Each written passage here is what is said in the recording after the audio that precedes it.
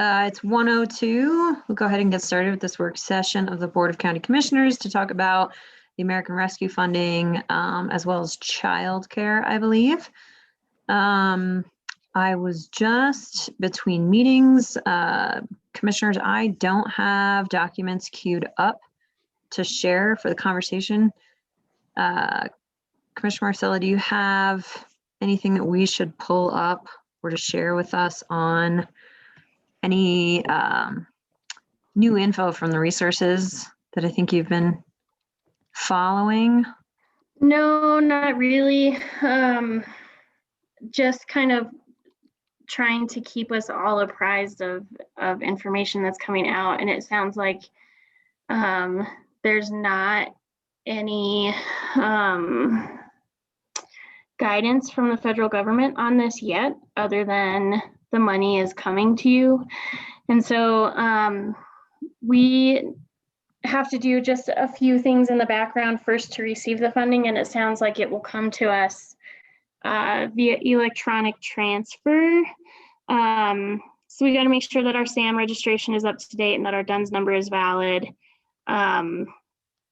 And then select an authorized representative for payment to the county. And so I think that would probably be the treasurer's office. And so we can put the treasurer down there.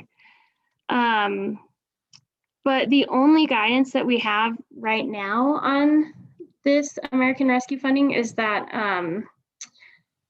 it's direct federal aid to all counties based on their share of population.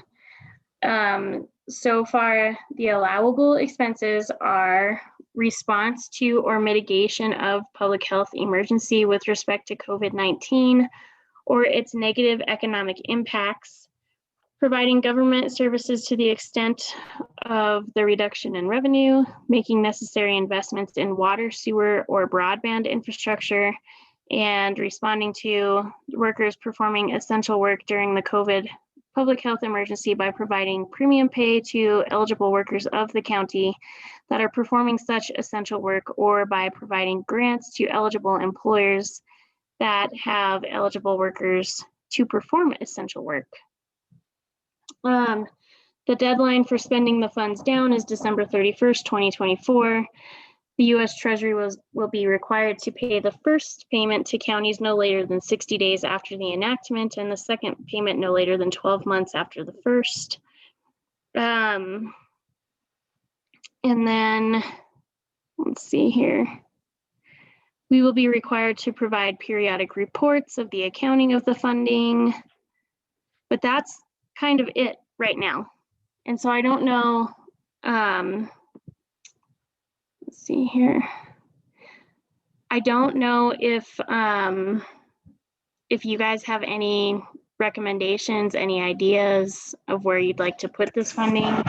I did talk to Senator Hickenlooper's office this morning about the funding a little bit, and just to kind of introduce myself to his regional office representative here. I don't believe that there's any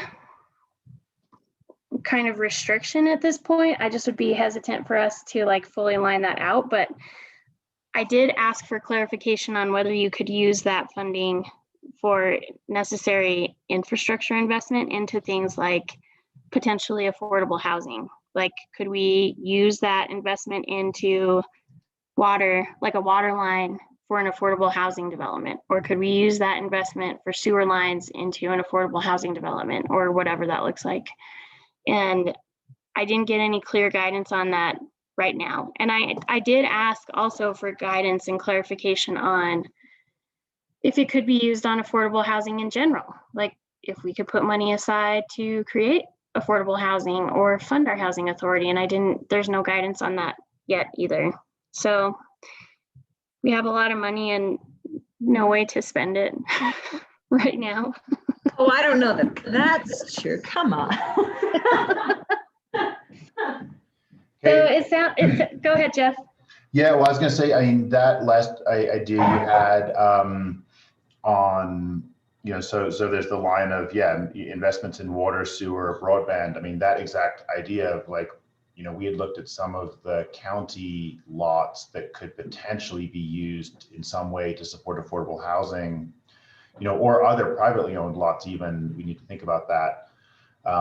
But, you know, putting in the water or sewer to make those developable, you know, faster, would seem like, you know, I mean, hard to say what it's competing with, but certainly could be a great contribution to the affordable housing discussion. A few other things that caught my eye in looking over the sort of, yeah, vague descriptions you have right now is that it doesn't all have to be spent by the county. Like we can transfer it to nonprofits or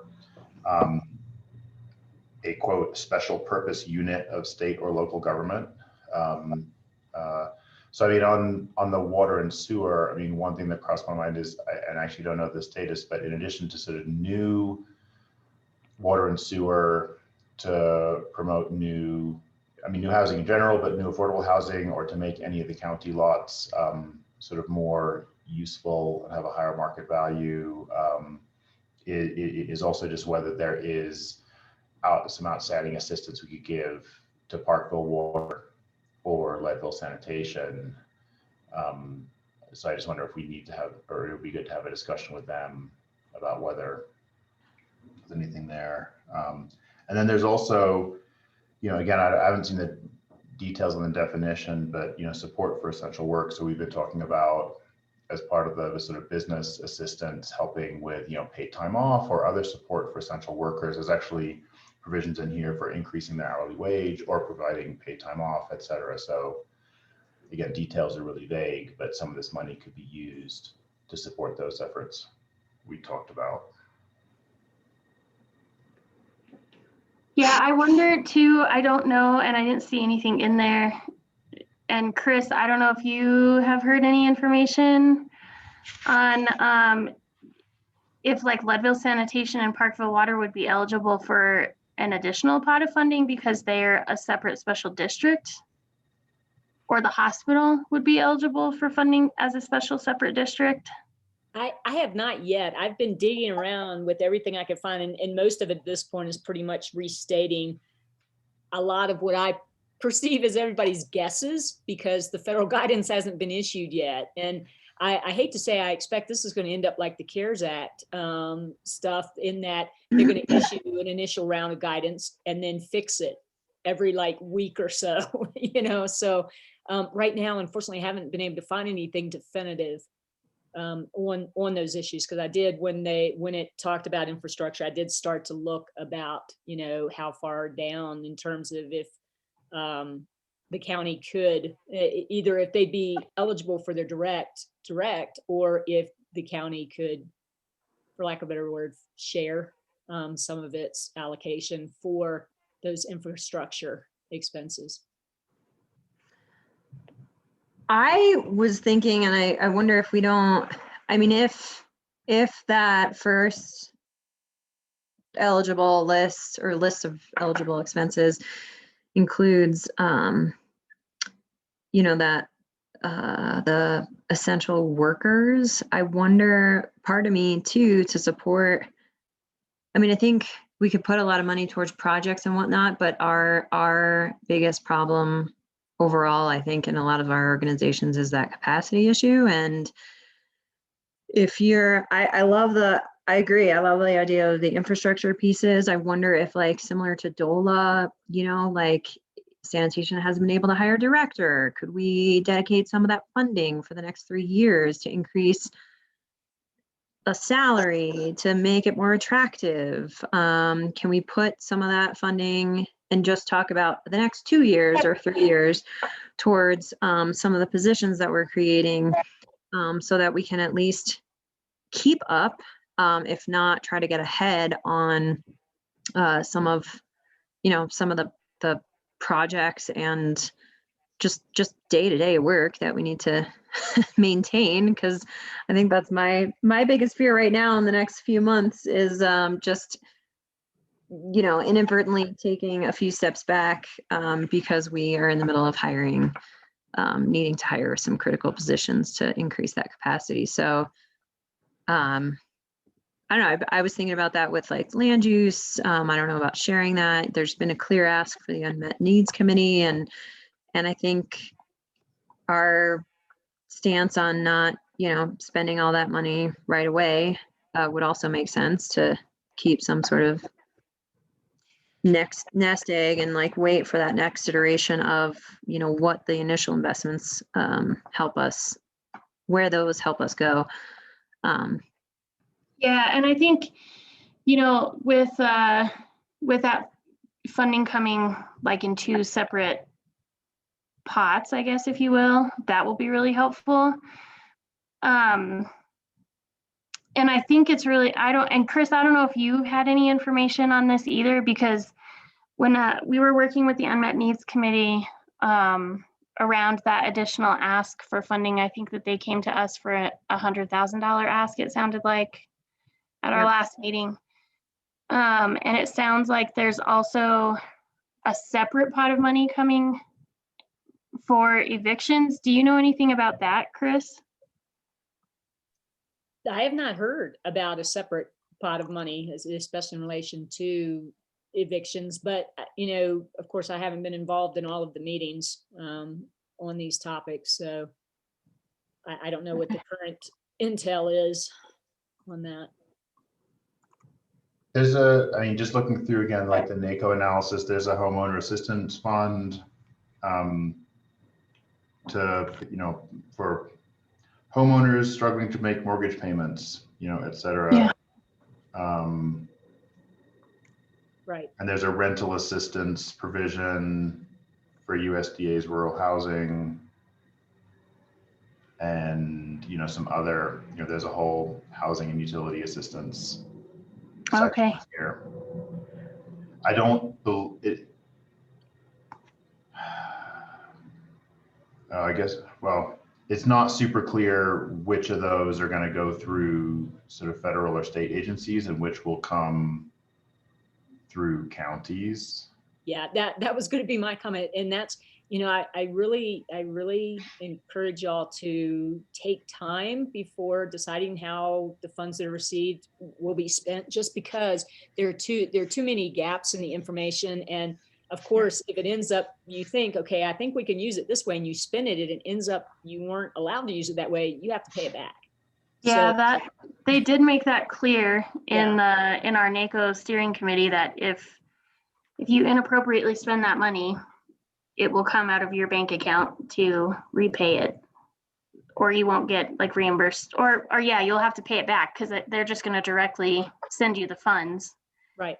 It sounds like. And so I think internally we might want to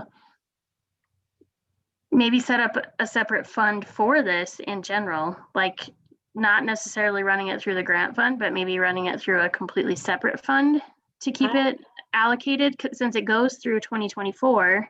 Yes. Then it would be easy for us to logistically do that and collect all of those expenses in one place, I would think.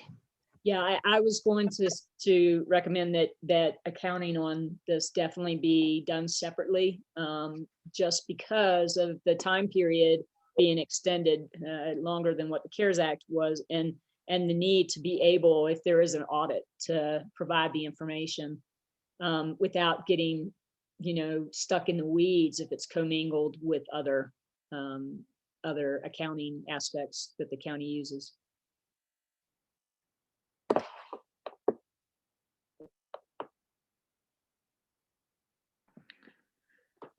Where's the project that we had talked briefly about with the EDC on the broadband improvements on the southern part of the county? Did that With the towers, you mean, Sarah? Yeah, I think so. Did that fall short because it was ineligible for the CARES funding? And is that something that we could get moving again? I think we just have to ask Chris if she felt like that would fit in that category of broadband, because I wonder too if it would be worth it to see if that project could be broadened a little bit to include some of the northern end of the county, because I'm not exactly sure how the internet access is out in those outlying communities on 91 and North Highway 24. So I wonder if that would be something that we could also do, is incorporate them into that scope. But I think that would be a fit for this funding, I would think. Chris, what do you have any take on that? In terms of any of the broadbands, I mean, that's specifically referenced as an allowable use. So I would think any funds used for that type of infrastructure would make sense, as long as it's within the county. You know, I don't see an issue. What was the concern that it wouldn't?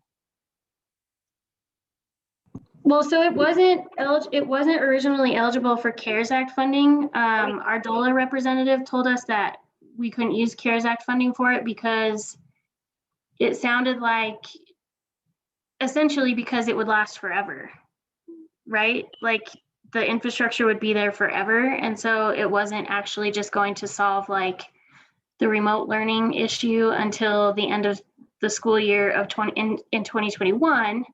So it wasn't eligible for CARES Act funding, and we were investing in a private corporation like Verizon for the towers for the broadband infrastructure, so it wouldn't be eligible.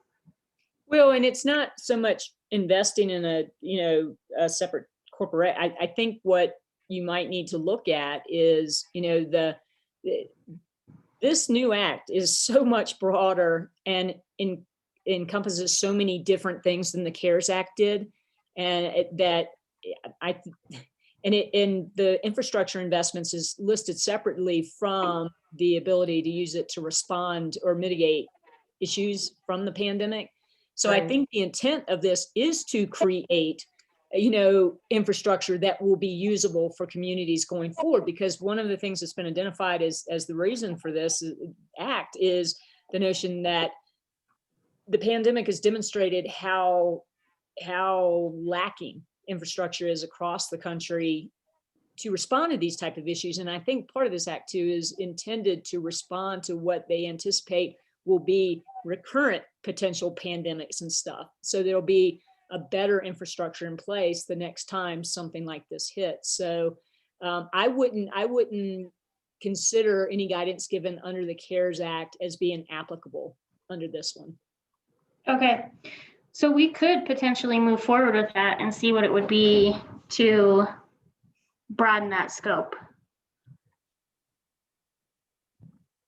Yeah, definitely. I mean, I think since that's something that's such a high priority need in our community, teeing it up, getting the information, getting quotes or submitting RFPs, that kind of stuff for it makes sense to go on and get in place. So, you have some idea and can potentially pull that trigger a lot quicker than if you wait for all the guidance to be issued to confirm,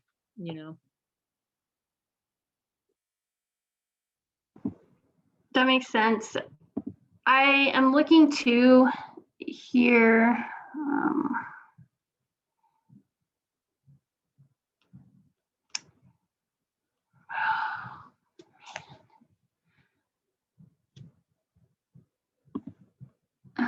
It's just so broad. Like there's just so much here.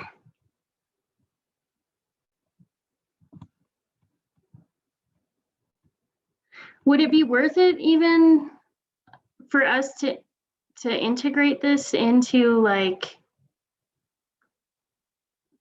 this is like a full-time job, honestly, to look through this information seriously.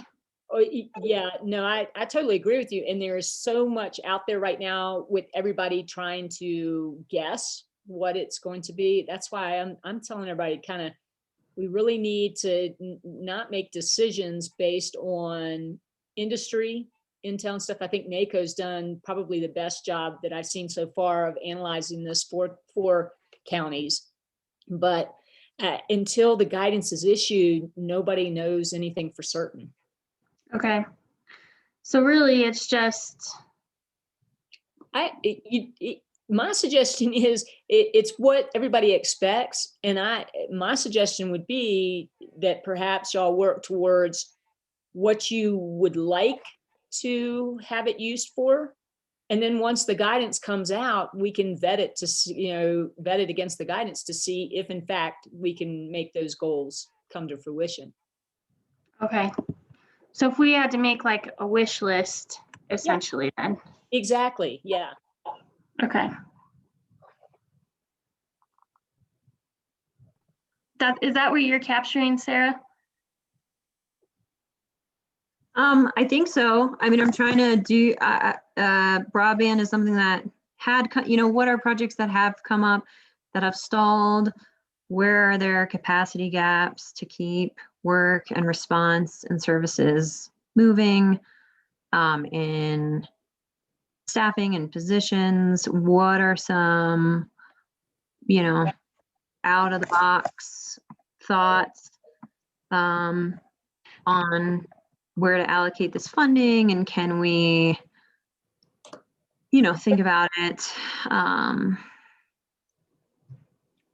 in this time frame so that it's not a operational expense in perpetuity, or at least until we figure out how it is actually funded for that long. A couple, so I like this direction of this, sort of beginning to flesh out our wish list and, get things sort of ready and if subsequent guidance knocks them off because they're not eligible, we can tweak or remove them. I was gonna say, just a comment on the infrastructure bullets. In addition to new water and sewer to support affordable housing, I also was just wondering if there's any, if it's appropriate or high value to, start a discussion with water and sewer on whether there's existing stuff in the ground that they are having a hard time maintaining. Oh yeah, that's a great idea. Absolutely. And because I think a big part of this, when they talked about infrastructure, when they were considering this bill, a lot of it was focused on aging infrastructure that it failed when, the pandemic hit and such. So I think that's definitely something y'all should be looking at for Lake County. Yeah. Well, and I wonder too, because, sanitation has expressed that they, with growth, like they need to upgrade their plant or do, some of the, I wonder if that would be something that we would add in there as well. I think too, in essential workers, Sarah, it'd be really great to put something in there for environmental health.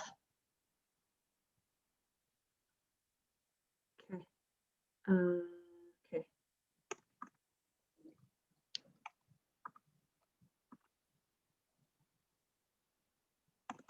I think under economic impacts too, I'd put in there something around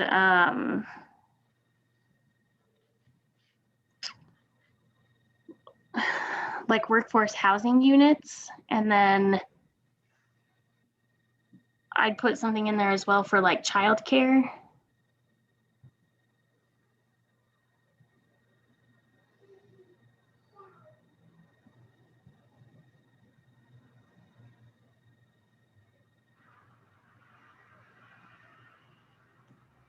Yeah, one big question I had, and not, I don't think there's enough detail to know the answer, but I think there's the potential for us in this pot of funds that's going to counties to support some of the childcare problems we're having. As I read the description and there's a whole childcare and education support section, but it's sort of like more focused on sort of topping up the subsidizing sort of low income and other people's ability to pay for it. It doesn't really target if it doesn't exist. Uh-huh. But I think that's a question. Whether we're willing to use our flexible pot of funds. Sorry, I'm flipping through the NACO section. Education and childcare stabilization. Yeah, and so I've been working pretty closely with Bethany and Janine on the childcare stabilization for like early childhood care, school-aged care, and learning loss programs. And so, but when we've reached out to Senator Bennett's office, there's just not any guidance on how to apply for that and what to put in any kind of proposal for that. So the money is just sitting there. And so we don't necessarily know how to utilize that child stabilization money. Because I think that we could use it too for like the Bright Start stuff to get that center open and staffed, but there's not any information on how to apply for that funding yet, and the need is somewhat urgent. So, and when you read that in here on this legislative analysis from NACO,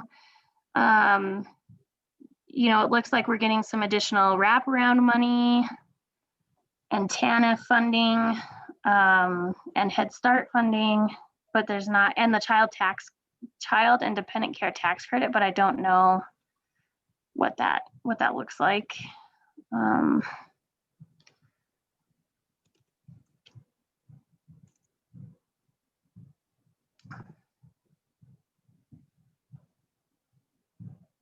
So maybe we take funding and put it towards some of those first few steps, and then just kind of monitor what the accessibility of other funding sources might be.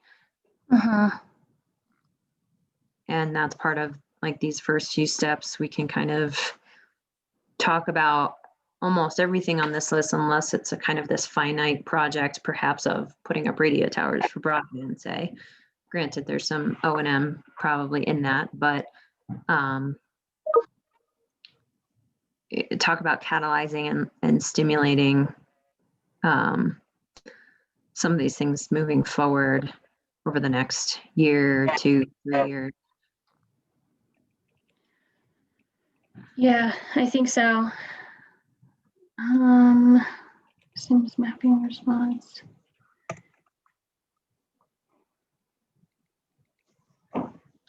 Do you guys remember the timeline for the Unmet Needs Committee's ask for $100,000? Was that like, I would have to go back to my notes, and I'm sorry, I don't have them in front of me, but I was wondering if that was something that they were asking for. I would imagine ASAP. I don't Yeah. And so I do think that city council I recall had, it being like, I mean, they weren't like out of money, you know, so I don't think it's like quite ASAP, but it was, I mean, yeah, like this sooner year. rather than later. Yeah. Because I think the city did, if I look at what I've got here, it looks like the city did take out of their general fund and then will repay themselves back for the Unmet Needs Committee. Did they give them $50,000? I think that's what I remember. Okay. I would feel comfortable considering that ask quickly if that was something that we decided we wanted to move on, or considering a smaller amount of that ask. But I know that there's a lot of money coming for housing assistance and eviction protection, but I feel comfortable because that program has been up and running for so long that I think that kind of is an easy determination.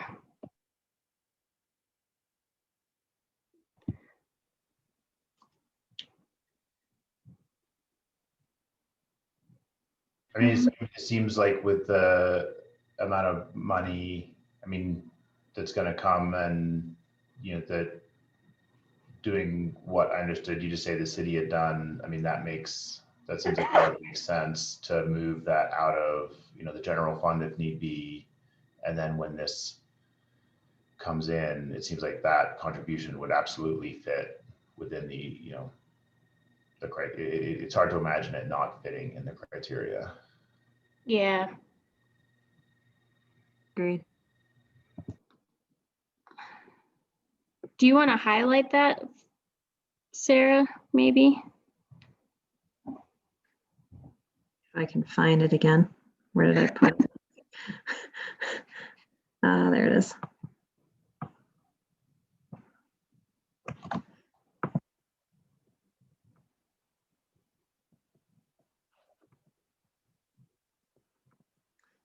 I might also, Yeah. go ahead. I was just going to say, one other thing that's sort of called out both in the local and county pot as well as in its own section is transit funding, and Mhm. we're going to do work on that. So maybe just like throw that in I don't know if it's economic impacts or its own like random category. Yeah.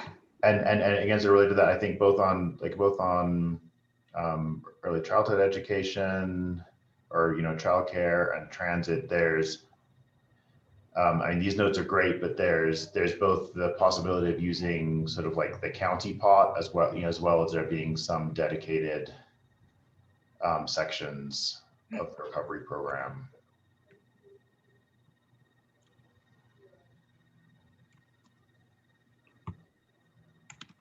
I wonder too.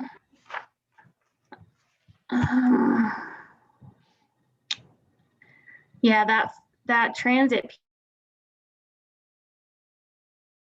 in there as well. And so the airport should receive some funding. I'll have to connect with Josh and Michael on that as well.